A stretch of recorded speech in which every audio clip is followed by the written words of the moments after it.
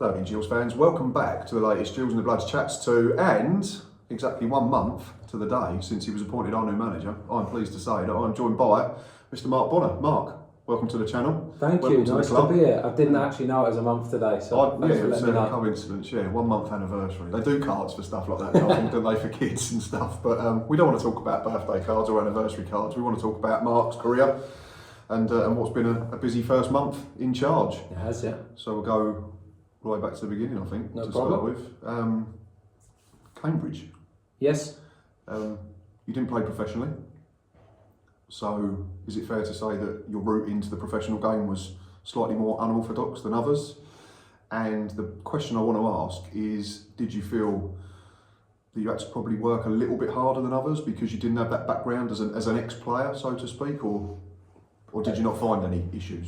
I think the route's so different in the fact that I started coaching when I was 17, so I've never done anything else. So just coached for 20 years. So in all of that period, I was probably always quite young doing any job I was doing in academy football. And in the end, from the beginning of my working life, I've pretty much led, managed or worked with people older than me, just by definition of when I started. So first time I did the job as a head coach at Cambridge, I was 34, youngest in League Two at the time.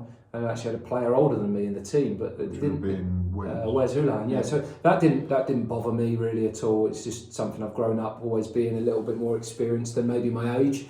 So that side of it, fine. The playing bit is obviously a little bit more unique. I think there are some belting examples of top managers that haven't played. Yep. But in the end, there's no question that had I had a full playing career, I would have had some skills and experiences that would have served me really well for this. However, at the age of 34, I wouldn't have gathered 20 years of management leadership experience. Of coaching solely, and you're coaching probably ahead of the 8 ball then, aren't you? Yeah, exactly. So it's a different route in, but there are lots of ways into it, I think. And in the end, whether you have played, haven't played, it's a really judgmental game and a really results-orientated game. So firstly, you have to be good, and people have got to respect you quite quickly that you can do the job, regardless of your background. And secondly, you've got to win, otherwise it don't last very long. So in the sense, when I started doing it, I think both of those two things happened, and then from there, it obviously developed quite well. So I'm certainly aware of the lack of experiences I've had in the past from a playing point of view. But actually, I think I have a good understanding of the game. I have a good experience in coaching and leading people. And I think my biggest strength really is building teams and building relationships. And that is probably the biggest part of the job, I think. Absolutely, yeah. And like we said, in terms of just solely the coaching side, you're probably in front of other people that are 38 years of age because you started a lot younger, whereas they'd be playing until they were 30, 31, 32. Yeah. So they're only starting their coaching badges probably late 20s or something like that. Yeah, I think so. And that experience you gather in academies, working with all different age groups, the fundamentals of coaching and setting up sessions and managing practices and things, I just think that that's a great grounding. When you're in small clubs and in academies, you just get so many hours exposure to delivering training sessions. It's a great starting point, I think. Absolutely. No, it's just something I was interested to. Like you say, there are examples of like some of the very best managers in world football that didn't have a great career. I mean, Arsene Wenger, Jose Mourinho weren't renowned as top footballers, but you know they've been very successful. I think it's a bit early to compare me to them, those, Matt. So we'll leave them for now. I think we're moving on. Obviously, Cambridge. You're synonymous with Cambridge United. I think fans of the EFL, if they hear the words Mark Bonner, they think of Cambridge United, and if they hear the words Cambridge United, they think vice versa. Just how much of a role did that club play in moulding you into the Mark Bonner that's sitting here now talking to me? Yeah, I grew up, I was a fan as a kid, so on the terraces as a kid and grew up. My first job was there, but everything I did as a kid was revolved around the football club. You know, I think anyone knows when they're a fan of a club, when you're really embedded in something, you just know what that means. So to then develop into a member of staff there and work all the way through the club in pretty much every coaching position was a great experience and a real good privilege for me. And I think fundamentally the biggest thing that I'll be proud of is in 20 years time, 30 years time, 40 years time, you look for eras in your football club that get remembered, and the 3.5 years we had together will definitely be one, because we achieved things that hadn't been achieved for a long time, and left behind some amazing memories and achievements in the time there. So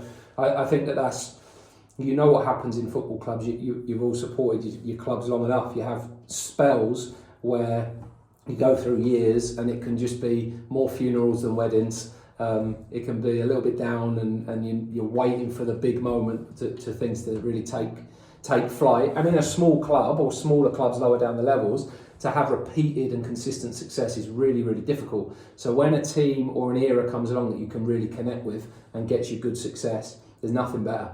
So we had that period there. Nothing lasts forever, but the job now is to try and recreate something similar here now. Absolutely. No, like if you link it to Gills, obviously we had ours was probably late 90s into the millennium when we got into what's now the Championship for 5 years, and yeah, it'd be great if we can recreate something similar. You've obviously touched on Cambridge, done a brilliant job there, had every job pretty much going. I think you started off as academy coach, you then became reserve team manager, first team coach, first team manager, promoted out of League Two in the COVID season. Correct, yeah. I bet that was a bit of a shame, wasn't it, that there wasn't really fans? It was a funny one because in the end we started so well and we became ingrained in creating our own atmosphere in empty stadiums and had success that actually we did have some crowds for some trial events. Gillingham was one actually. I think it was like a league trophy game. But yeah, we actually didn't play so well on those days, and therefore people convinced themselves we don't actually want the crowds back because we're better without them, which is a bit nonsense. But actually, that's where we got to. And it was a real successful season. I think that year we had some players that were just mega stars for the club, and the disappointment was fans didn't get to see it. But we had an amazing year, and it was an incredible experience and a brilliant achievement for us. And actually the next year, and I think a lot of clubs found this, the next year was like the celebration year really, because I think the time the club's fans did not expect to come back to see a club in the league above. And as much as football became something people followed and I follow on Saturday afternoons from their front rooms, everyone remembered it's not a TV programme again. And I think the crowds have increased everywhere off the back of the COVID season because people realise actually it's to be enjoyed in the stadium, and that whole emotion that's attached to being part of something in the ground. When it's going well, there's no better feeling than that. You can't replicate that watching it on YouTube. You can't replicate that watching it on telly or streaming it. There's nothing like being in the stadium. So I think that was one of the things that came off the back of it, and we had some brilliant experiences then because of it, I think. What makes you prouder, getting promoted or consolidating in League One? Because no disrespect to Cambridge, you were a very small fish in a very big pond at the time. Yeah, they're both massive achievements. Of course, and one can't happen without the other. I think the promotion's probably the biggest one because that is the your CV at the end. You don't get a medal for staying in the league, but you get them for promotions. Very true, yeah. And the feeling when you achieve something together as a team, when you know you've gone through it and you put everything that it takes into a 46-game slog of a season through the worst months of the year, and particularly that year, everyone's life was turned upside down. And we actually had a bit of an extra weight on our shoulders that pretty much the only thing that existed in society was football. And it was almost like, right, you lot get on with it because we need something, everyone else needs something in their life. So we need football. When it first started, everyone suddenly became a fan of the Bundesliga. Yeah, no, exactly. It was the only football that was on, But I think because of that just made it such a big event for us and such a proud achievement because you were carrying that and you knew what it meant to people. We actually connected with people more that year than we had for loads of years, and no one was there. So that was a real strength of it. So that was incredible. You can't repeat or you can't generate the feeling and the joy that a promotion brings to so many people when that happened. So that was mega. And then we had some amazing experiences along the way. Staying in that league for a few seasons. FA Cup runs and things. Newcastle United was 2 words. All great highlights for sure. But in the end, like the ones that get remembered most are the achievements after a 46-game season for sure. Absolutely. It came to an end, as you said. All good things come to an end. Everything has a natural cycle, I think, and the same will happen here eventually. So I think it was November last year you was relieved of your duties at Cambridge, and then ironically replaced by Neil Harris, who had left here about a month earlier. You was out of work for 5 months. How did you find that at first? Was it tough? Obviously, because you've been solid working for 20 years, or did your golf handicap improve, or did you just enjoy being a football fan? I enjoyed being a fan for a bit. I went to watch quite a lot of games, Premier League and Championship, which I hadn't done for a long time. Went to Germany, spent some time over there watching games. Managed to get into quite a few clubs and spend a few days. Arsenal, Man United, Ipswich, Southampton. There was a few others that I spent like 2 or 3 days in, working with managers and seeing how they worked, which was brilliant for me. A lot of courses, a lot of LMA and FA courses, quite a lot of media. did most podcasts in the world. All that get sort of away stuff. from it, didn't you? Yeah, no. So I really enjoyed that. I really enjoyed that period. I didn't want to not work. I think we're sort of built for work and the relationships that come with it. Yeah. So that bit was tough. And when you're used to going in and grinding every single day of your life for a decade and it stops, it's really, really strange feeling. So you definitely lose a bit of yourself and your own identity a little bit in that period. So that wasn't easy, but it was Christmas quite quickly, which was nice and enjoyable. Mm-hmm. And then, other than the uncertainty of not knowing if and when work would come about again, there was plenty to enjoy in that period. It was a really good time for me to learn and reflect and recharge, which was great for whatever opportunity came around. The only thing that is worse is, you know, you're going to get a job at some point, and it might not be a head coach or manager's job, but you know you can get employment again. But if someone told you on the day you lost your job you're going to be back in work on this date, it'll be much easier to plan your off time. Sure. Not knowing when that was is probably the difficulty. And we were at the end of the season, and it looked quite quiet for me at that period, so I was sort of planning a month away in America, and then this came out of the blue, really. So yeah, this came around quite quickly and obviously happened quite fast by the time I'd had my first conversation. Yeah. And yeah, delighted to get back into work, really. Good. And I think your appointment's been very well received. So good. It should be an exciting season. Fingers crossed. Obviously, that's up to you and your new boys and the boys that are already here. But before we talk about Gills, there's just one subject I want to talk about, and that's mental health. Mm-hmm. Not just in the game, but generally as well. I mean, it's something that affects me. It affects, I think, probably more people than we're still aware of, ideally. But in terms of the game, how have you found the approach to mental health? Has it changed in the 20 years that you've been in the game? Has it altered the way that you coach and manage players now? Undoubtedly, yes. And I think just society in general has changed. Mm-hmm. And even the fact that people now talk about this out loud is probably the biggest thing. Yeah. I think the blurred lines of people, everyone has mental health, everyone has physical health, and actually the two are intrinsically linked. We know that with real good physical benefits or keeping active, that can make a huge difference to your mental health. So if you're a full-time sportsman, your mental health is really challenged, but you get to work every day physically, which can be a real good benefit for you. So I think that those two are linked, and people understanding that is important. Then understanding that everyone just has mental health, and therefore you can work on a bit of a continuum. And then you've got that distinction between mental illness and then just mental health and mood and confidence and anxiety, and they've got loads of words that are attached to this.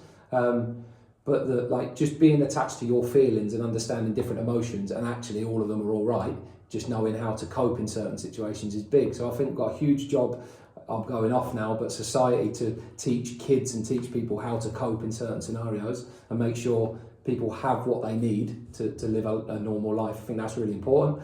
And I think support structures are really key as well. And I think football's getting better at providing those services and getting people involved that have a better understanding of what this is, and understanding that people need to be at their best to perform at their best. I think that's key, particularly in an environment that is male dominated. It's certainly obviously in the men's game, but male dominated. That is high pressure. Social media has had an immense impact on that, no question, in terms of the ability for everyone to say what they want, when they want, with zero consequence, but understanding the impact that can have on any individual at any time.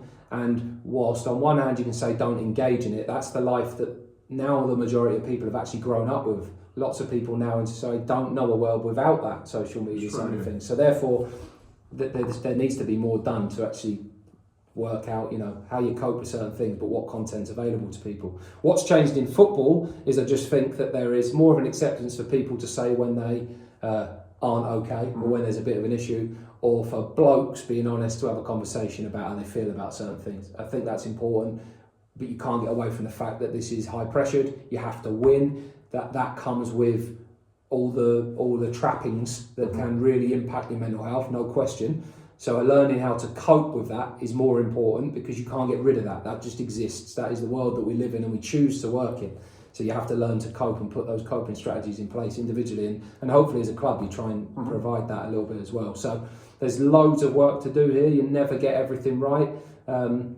And actually, a lot of people bottle up what they think, and you don't know it necessarily. So, trying to create conversations, for me, it's about creating an environment where people can be themselves, where they feel like they can speak, and building a rapport amongst people that people are quite comfortable to say how they feel about a certain situation. I think that's really important, because in the end, from a manager's point of view, we're dealing with people first that have to go and play football. Yeah. But if you don't get that person right, if you're unhappy at home, if you haven't got control of your life, or you're in the right frame of mind to do your job, how on earth can you go in front of thousands of people that all have an opinion on you, and there's pressure on the outcome, and perform at your best? So we've got to try and get the environment bit right, create some coping strategies, because we can't hide away from the fact that with this comes pressure. That's a long answer, but It's a good answer. hopefully it gives you But something. yeah, I think talking, like you said, is probably the biggest word, is people just need to realise that they can be open about it now, and it goes back to the old saying, and I know it's a bit of a cliche, but it is okay to not be okay, and that type of thing. And the other thing with it, Matt, I just think like part of this is like, it is okay not to be okay, and sometimes things can spiral and become huge issues, and you need interventions along the way. And it's also understanding, and this isn't saying that all mental health is this, because there's severe depression, anxiety, and things. But there's also a large spectrum where we have to make sure young people know you're going to have bad days. There's going to be days where things happen you don't like. You're going to have tough moments. Yeah. You're going to fail loads, and actually more than you win. And that's just life. So you're going to have to learn how to cope in those scenarios. But if we try to create a world where we say those things don't exist, then we're not setting people up for the real world. So actually understanding it is tough, anything you want to do and you want to be good at, it's going to be really hard, but learning the skills to cope and to navigate the problems is the key bit, I think. Which again goes back to, there's probably a difference between mental health and mental illness. Yeah, definitely. Mental health would be reacting to situations that are challenging. 100%. Mental illness is where you're probably at a point where you can't react properly. And mental health issues can spiral into illness quite Yeah. quickly if you don't sort of get to grip with that. So there's two things going on all the time there. But as you said, the conversation from the outset and having people you can regularly download to and speak to and not bottle things up is fundamentally the most important thing. Spot on. No, I think that's a really good way of summing it up. Right, Gillingham. Yeah, football. We've covered mental health. We talked about Cambridge. First impressions, I think, are massive in anything. I'm not sitting here just blowing smoke up your arse because you've agreed to come and talk to me, but I think your first interview, which I was lucky enough to sit on a few Thursdays ago, was really impressive. But there were some key phrases in there, Mark, that I wanted to ask you about, and I just wanted you to try and expand on. One was, it's about we, not me. Another one I picked up was, it's a team of us that will have success and not an individual. And the other word that kept getting used, yourself and Joe as well, was collaboration. And I know Joe's used it in interviews since as well. I just wanted to see if you could expand for everyone on how important them phrases and that meaning is to you, that word collaboration. Yeah, well, first, thanks for being nice in your response to how I came across. Some people find this easier than others, so this format of speaking, I can talk, and in the end, like, you'll be judged by what happens, not by what you say. So it's one thing having a plan and an idea and trying to communicate that. I think that can really help towards becoming the team and the club that we want. So that's the aim. On the things that you've picked out, I mean, all I can say is I strongly, personally believe they're just true. So it's not like a tagline, it's something that I just believe it's true. I don't think any team wins because of one individual. Mm-hmm. There can be match winners, there can be more important players and parts to a team than others. That's fine, because part of a team actually is some people just fit in and do their role and their little bit really well. But fundamentally, like, it is a group of people that have to work together to create anything that's successful. So I think that's the club, the team, whatever it might be. So they're for working together collaboratively. That is, I just think, the fundamental part. Now, if you get talented people that are asked to do the job that matches their talents, that you've got people that understand each other's role, where there's a real humility to graft and work and stay focused, where you're willing to do the dirty and hard yards on the tough and difficult days, where you can respond quickly and positively from disappointments, where you're really clear what you are and who you are as a team and what you stand for. If you get all of that right with talented people, you can last the course of a season and get some success. That's what we've got to try and build. It's really easy to say it and it's so hard to do. Everyone wants that. Everyone right now on June, whatever we are, wants the same thing from this season. Everyone wants a successful season. So it's actually, can you put the steps in place that you are able to do that? I think we've made some good progress so far in putting those things together. But it will be a team of people that do it. But my personal belief is I'm the manager of the team. Therefore, everybody knows I'm going to be making decisions. I don't feel like I have to act like that every day. I want to create an environment where everyone feels like they've got a voice, where everyone feels included, where everyone plays their part and contributes towards the performances and the decisions. Ultimately, when choices need to be made, I'll make them. But I want everyone to feel involved in that process. That's just my way of leading, really. Excellent. Yeah, that's right. And again, like you said, it comes back to the fact that you can have the best plan in the world, but there's a difference between making the plan and executing the plan. Yeah, and everyone's plan in June is when things are going quite nicely. Well, you get punched in the face quite a lot in a football season, and it's then how you adapt and change as that happens. So that's a fundamental part. You know, on any given day, you're going to have to do things differently to win, and it's finding those solutions that will be really important for us. Absolutely. Goals. I mean, it doesn't take a genius to work out that they've been in fairly short supply, and that's probably a generous way of describing it at the Priestfield in the last 2 or 3 seasons, unfortunately. You have something of a reputation of finding rough diamonds, potentially. I'm talking about your Paul Mullins, your Sam Smiths, your Joe Ironsides that really weren't probably double figures strikers before working with you.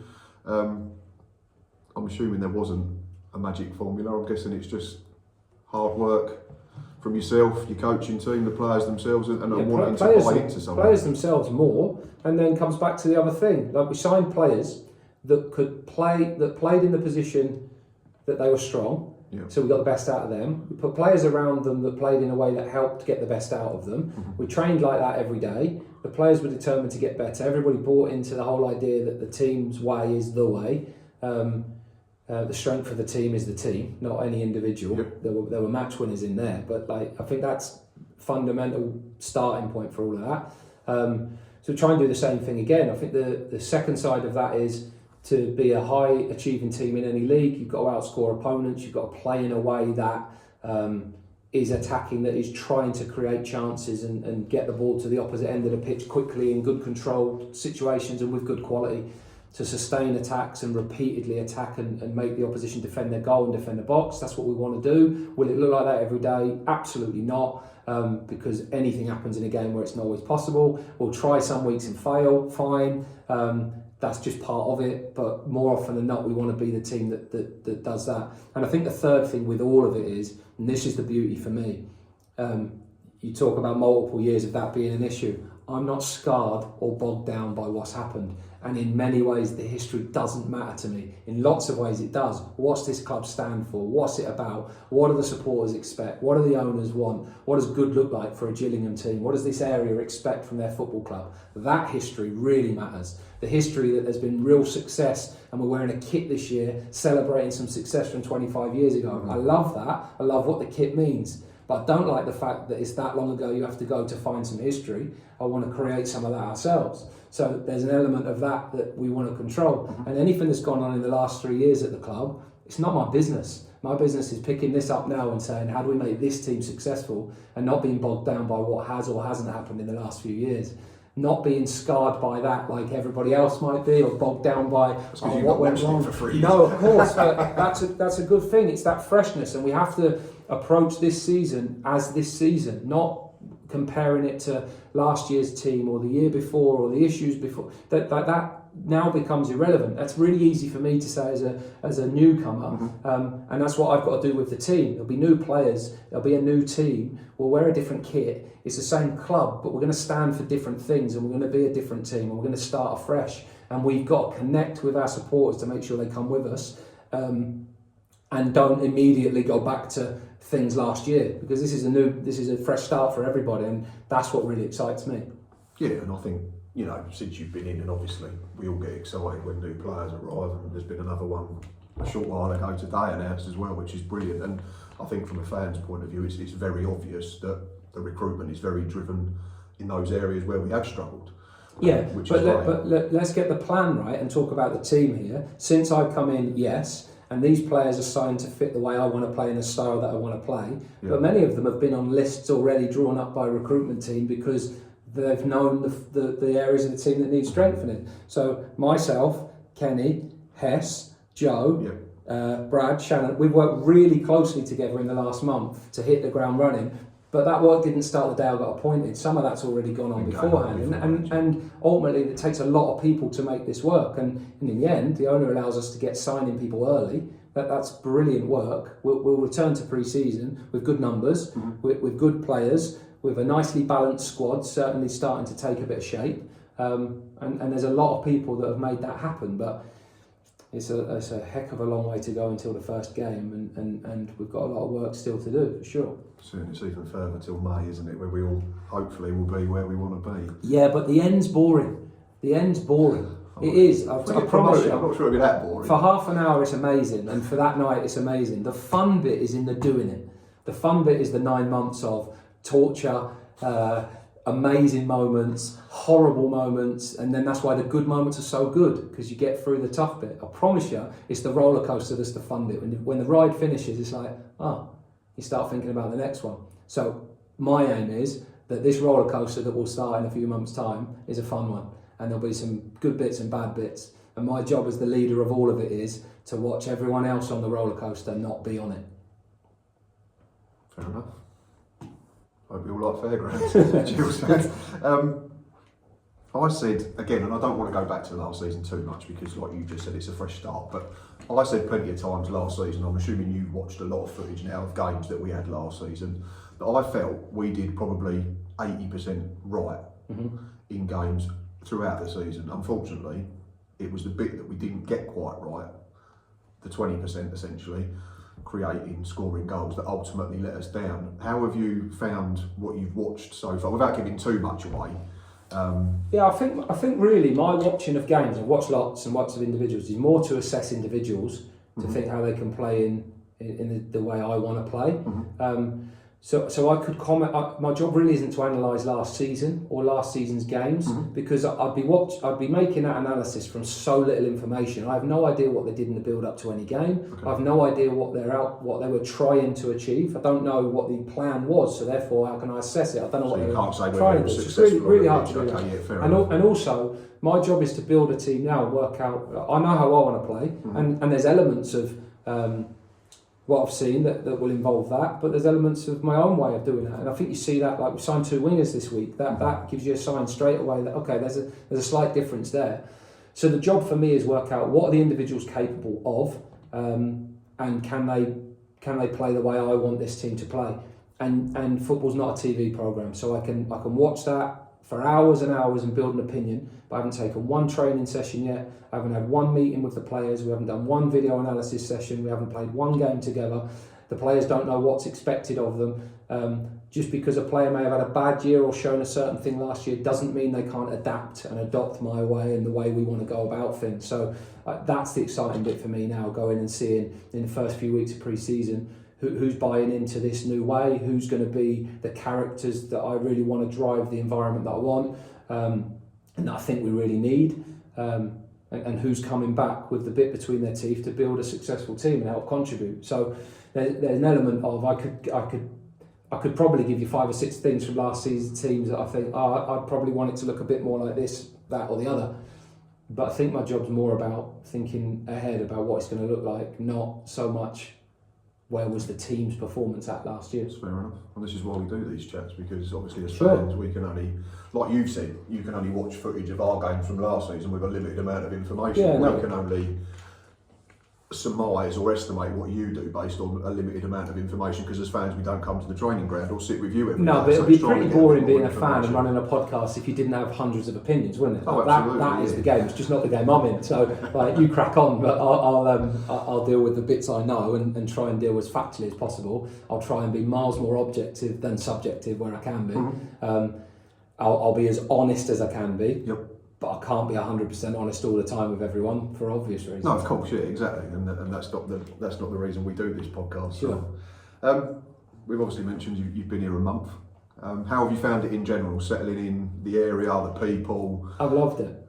I've been really well. Found your way around now, obviously. I found my way around. I know the players. To be fair, by the time the players come back, I've been here 2 months. It feel like I've been here forever. So what it's helped with, it's been squad planning and recruitment. It's enabled me to have fingerprints all over that really, and make sure the team is the team that we want to build. And we've worked brilliantly together. I think so far.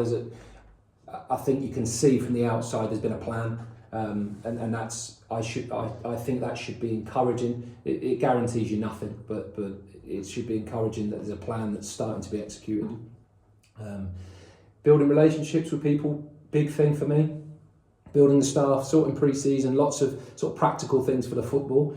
But I think the other bit that can be maybe underestimated, if I joined a club in January, you're just straight into football, 100 mile an hour. So this is a slower return, which is good, and it enables me and has enabled me to build some relationships with other departments in the club, with other people in the club, because I think it's really important that everyone in a football club feels part and attached to the team. I think people work at a football club for a reason. It's because they want to be part of football, so they need to feel attachment to the people in the first team and to the team itself. And I think the players need to understand and know the people that work at the club, so they know, right, what do they do, who are we playing for? We know we're playing for supporters, but who else are we playing for, and how do we make people's jobs better? Because in the end, you can be really short term in a club and you can go in and think, I just want to get as much out of this as possible for me and then I'll leave. Or you can walk in and say, I'm going to try and make a difference to the place, I'm going to try and make sure I add real value, and I'm going to be all into this while I'm here. And that's kind of the attitude I want from staff and from players, that we're all in together to try and take the club forwards. And in the end, whenever your time ends at a club, it should be better when you leave it than when you joined it. You have to make a difference, because a football club's been around hundreds of years, and you're such a small part in that history. But you should try and make it a memorable part if possible. That's, I think, the fundamental aim for me, and it will be what I try and get off to everybody else. Absolutely. There's some new arrivals in the first month that are hopefully going to help create that little piece of history. Because I remember from your press conference, the first one, you said it was going to be recruitment, backroom staff, pre-season. That was the order of work. Yeah. So recruitment's gone very well. Yep. I've got written down 3 new players, but it's now 4. Oh, yeah. So it's we've got Elliot, Armani, Jack, and now Aaron through the door. Just how much of a difference can they make? I know you said there's no guarantees, and also the other 2 are Anthony and Pete have recently been announced to join yourself, Derrin and James, who obviously are remaining from previous regimes. Just how excited you're working with them and the new players. Yeah, so players first. I think the exciting thing is it's new for those players coming in. But when they're day one, while some people are coming back to the club, it's day one for everyone really. So it's a fresh start for everybody. So that's a good starting point for everyone. I think there's a real intent with the players that we've signed to.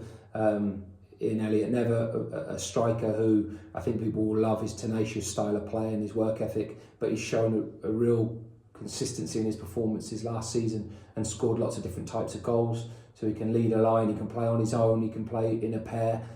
So it gives us real good variety, but we're looking for him to continue what he started last year.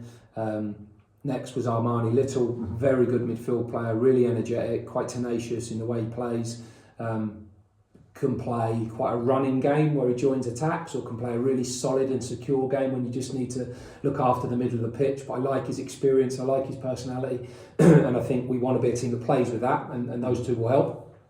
Jack Nolan, really talented, brilliant season last year for Accrington, goals, assists, creativity, wonderful left foot, really good restarts and set play delivery. So again, another player who's got bags of potential but has done well. And Aaron Rowe, really pacey, quick, direct, wide player, excellent in 1v1 situations. So I think in their own individual way, for different profiles and different positions, they've got the qualities that we're really looking for. I quite like their personality. I think a couple of them will like the pressure that comes and play with the personality we need to embrace the ambitions of the team and the club. So that's a really good start. There's a nice balance developing to the squad there.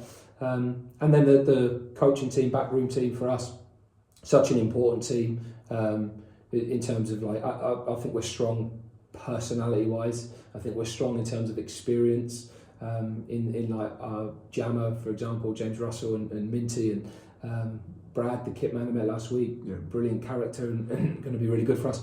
And then on the analysis side, we're strong. We've got a strong recruitment department. And then the coaching team, being myself with Anthony and Pete and Darren as well. There's a brilliant. Don't they know each other as well? Which They obviously all know each other, yeah, and have come across and worked with each other as well. So what I think is the location for those people is good. We're not talking like huge distances and living away. I think that is important to be all in really to the area.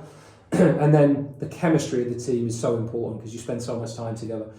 I know that there is the competence of how well they can do the job in the way I think it should be done and the way we want to build our team. They are definitely competent to do that. And then the chemistry becomes really important as well as the character. So I know we've got good characters, but there's a team there that will become a really tight-knit group of people. Optimists, positive, energetic, and that's very important in a long football season as well. So yeah, exciting start. Looking forward to actually getting started and doing football work because I feel like I've had a month of organising offices and sorting signage and planning pre-season and making the place look where we want it to in certain areas. Because you've all been moved now, haven't you? So the recruitment, the coaching's all going to be on one floor. Yeah, all the football department's on one floor, which obviously started like planned last season, but it's going to be significant. I think we've got some brilliant working space, so there'll be a real, that collaborative approach is much easier when you spend time in the same room, because some of it works formal and planned and some of it's just informal. You're all in the same room together. It helps that with some private spaces. So that's good. There's been some excellent work going on in other areas of the club to make it better for the players. And I think that aspiration, ambition, just to make the place better, is what we're all trying to do, and I can see that throughout the whole club. So it's been a nice start point. Not being funny, it'd be nice to start football in a few weeks' time, if I'm honest. Of course, yeah. And get to work on building the team properly. But we've made some nice progress so far. Yeah, I think that's fair to say. It's been, I mean, to be sat here, got your coaching team in place, 4 new signings, and we're, it's first week of June. I think it's a phenomenal start from everyone. So fair play to everybody who's been involved. That final question: are England winning the Euros? Oh wow! I'm going to the game, first game, Serbia next weekend. Sunday. Yeah. So I'm quite looking forward to that. I think we've got a really strong squad, haven't we? I mean, let's just be football fans for a minute. Who am I to answer the question? Like, I think we've got a good squad. There's probably a bit vulnerable defensively. Quite a changed squad from the Qatar World Cup, which is quite interesting. Some of the leaders that have been a big part of the team have changed, but I think Maguire will be the biggest miss out of the ones that were probably, left out. yeah. Just some characters, like no one really liked Henderson as a player, but he was clearly a really important character for that team, for the manager. I think that's a big role and a big miss. But there's emergence of some younger players in recent times that are on fire and doing really well. I think 26-man squad really helps the manager with the 1 or 2 of the injuries, and I think there would be an expectation now going into tournaments. It's not that long ago that you wouldn't have any expectation. No, not at all. But we're probably going to this one thinking we've got a chance. We could win it, but you play against the best teams, and it only takes one moment, one mistake, one error, randomness of football in a low-scoring game. Anything can happen. So I wouldn't say we will win it, but I think we've got a chance of going a distance in the tournament. And there's nothing better than that, is there? I can't wait for it. It'd be incredible. It would, yeah, especially because, like, as football fans, you go, oh, we'll have a rest, and then in a couple of weeks, and you start thinking, oh, I'm missing it already. Get down the factory. They're putting the games on in the factory. He's doing advertising as well, manager, marketing, he's doing a lot. What's your England team? Quick.